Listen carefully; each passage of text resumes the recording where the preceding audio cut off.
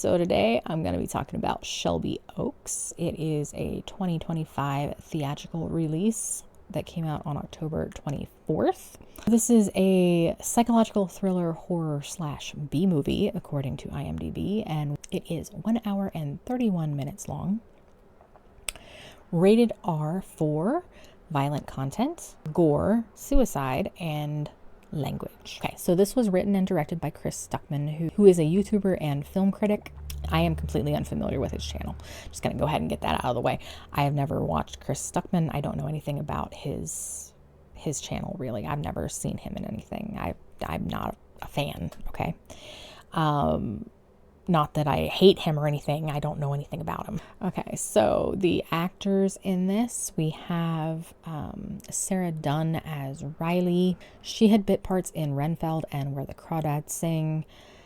We have Camille Sullivan as Mia. She was in The Lost Daughter and Confessions of a Cam Girl.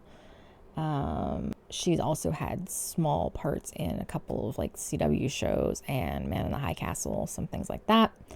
We have Brandon Sexton III, who plays Robert, and he was in Poker Face and Russian Doll. He was also in Don't Breathe 2 and Session 9. Shout out to my Session 9 fans.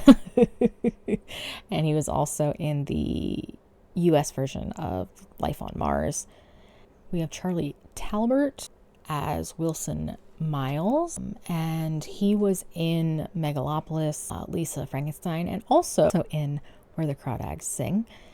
We also have a cameo by Keith David, who plays Martin Jacobson. It's Keith David.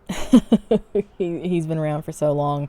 He was in The Thing, Platoon, They Live. He was the voice for Spawn. He was the voice for Goliath in Gargoyles. It's Keith David. He was Mufasa. So, as I said before, with movies, I don't really look into reviews and stuff of them before I do my own review, but I do look into some of the behind the scenes things. When I found out this was actually by a YouTuber, I did look into it a little bit and saw that this project reached its initial funding goal on Kickstarter within 24 hours, and it raised over $1 million by the end of its campaign. Mike Flanagan was a producer on this, and he became aware of it through the Kickstarter. He watched the progress of this film with interest, and that is why he became a producer once Neon acquired the film. So this was actually shot back in 2022, I think, was what I saw. But once Neon acquired the film, they paid for the director to come back in and everyone to come back in, and they did some reshoots to add some more bloody and gory effects to kind of, just ratchet it up a little bit on the horror content. And then they also brought in a new editor to work on it. Just kind of finished the film, from my understanding. I don't think he completely re-edited. I think he just kind of gave it some polish with the effects and stuff like that. As a fun fact, Shelby Oaks does take place in Ohio, and they did use the Ohio State Reformatory for the prison scenes in this, and that is the same prison that was used in the Shawshank Redemption. So I just thought that was a fun little trivia fact. The pros. Okay, so the first section of this film is shot in a documentary format. It's not really found footage per se, but it has that feeling to it because it is shot like a documentary. It is about Riley and her group of paranormal investigators who have like a YouTube channel and they go missing. So the documentary is looking into what happened. It's a very fun way to tell the backstory of what's going on and kind of set things up without being just like an exposition dump. Because it is very well done. You feel like you're watching a true crime documentary. It really does feel that way. So this documentary tells the story of what happened with Riley, why she and her fellow castmates were there, and what ultimately happened, and is like done with interviews of her sister Mia. it's just really well done. It really feels like an authentic documentary, and it is a nice way to set up this film, set up the story by having it be like this true crime kind of feel to it. I really enjoyed it. I thought it was very, very well done.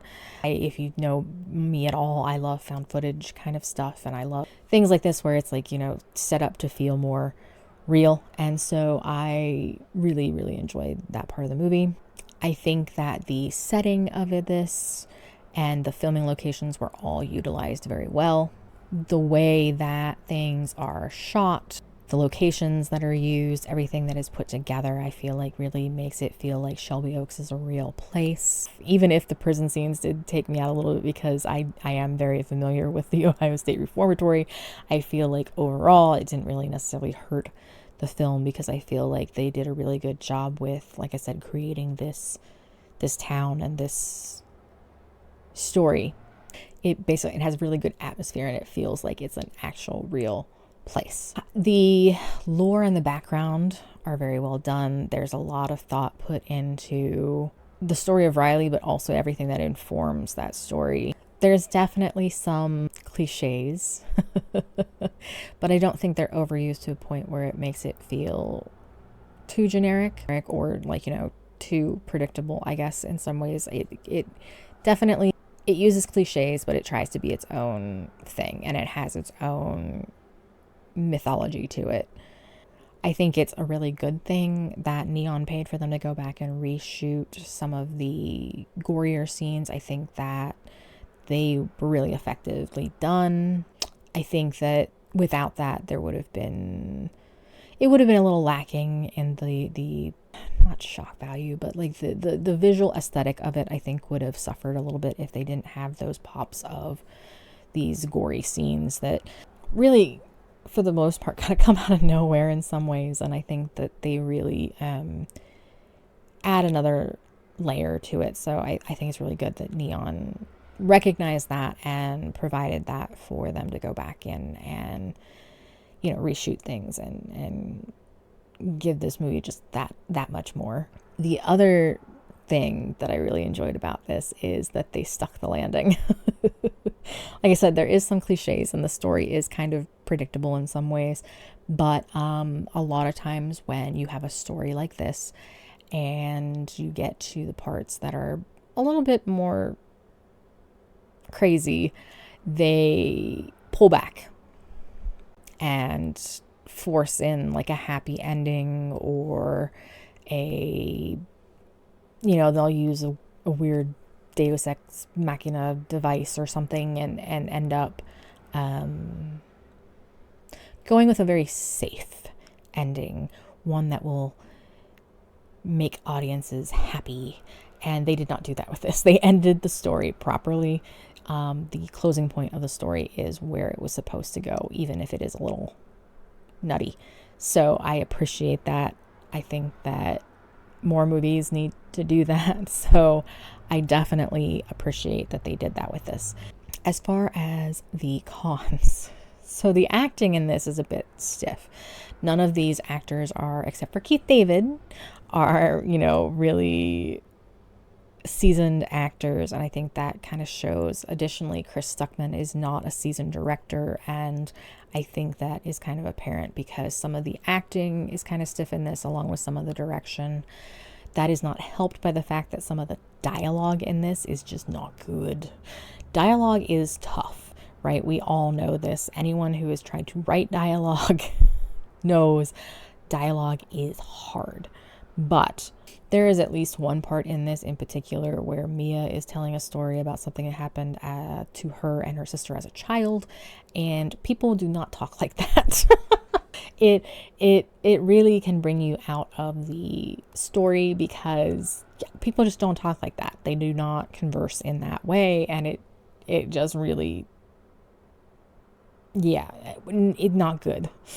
It makes the characters feel like characters rather than real people, and makes them less relatable whenever the dialogue is that stilted. And so the movie does such a great job of setting up this realistic town and this realistic setting and getting us into the story, and then just some of the some of the interactions between the characters, the dialogue is just not good. And what makes that even worse is a lot of the characters are very one-dimensional. Everyone except maybe 2 or 3 of the characters are very, very one-note characters. They're obviously kind of stand-in characters for, oh, we need this kind of person in this. We need this kind of person in this. Oh, this is the boyfriend. Oh, this is the police officer. This is whatever. To that end, the Keith David cameo is like completely wasted. His character is so generic, and the things that he says, his dialogue is just not real great. And to have Keith David in this role was very disappointing for me personally. So yes, so we established that I like the beginning and I like the ending. Well, the middle part is kind of sloppy, not gonna lie. It's kind of a mess. The story could have really been tightened up. The story beats through the middle section of the movie are very tropey, very predictable, and kind of sloppy and not super tight. And that makes this movie feel longer than it is. It's only an hour and a half, but it does feel kind of long because of that middle section. And that's never a good thing, especially for like a 90-minute movie. You do not want it to feel long.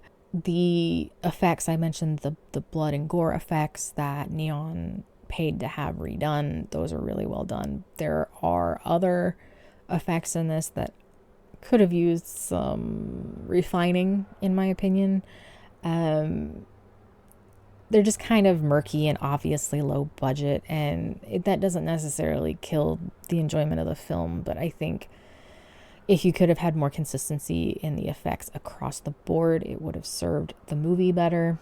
And, to play into that, while this does build its own lore, it is also very kind of predictable. But the fact that the ending really pulls things together and has the proper ending for this story goes a long way to making that forgivable, I'll say. So yeah, the middle part of this movie really could have used a bit more attention. It could have used this tightening up of the script. The dialogue could have been done better. The characters could have been developed a little more. But this was Chris Stuckman's first film, as far as I know. I was not familiar with him at all before this. Like I said, I did not watch his YouTube. I am not familiar with his work, but I am very familiar with Mike Flanagan's work. He is one of my favorite writer-directors, and the fact that he had faith in this project made me curious and interested in this project. So it piqued my interest enough to get me into the theater. And I'm glad I went to see it. It has flaws. It does. But overall, it's a pretty enjoyable watch, in my opinion. It was predictable, and things at times were maybe a little too convenient, but because of the way they tie everything together at the end, it makes sense. The middle section, as I said, because of how it goes with, like I say, it's very, very, very loose in the way the story pulls together, might kind of kill this for a lot of people. It is understandable that people might lose interest in it. I think that if you stick it out to the ending is very effective because of the way it's done. There's a reason for why everything plays out the way it does. If they had not ended the movie properly, that would not be the case. And so I'm trying to talk without spoilers here. It's kind of confusing, but I'm confusing myself, so I know I'm confusing everybody else. Because they nailed the ending and they did the ending properly, it makes the middle part more bearable. It makes the middle part make more sense in some ways, looking back on it. The bit of the sloppiness, a bit of the convenience and everything like that makes more sense whenever you know where it's heading and why it's okay for that to not be as tightly done.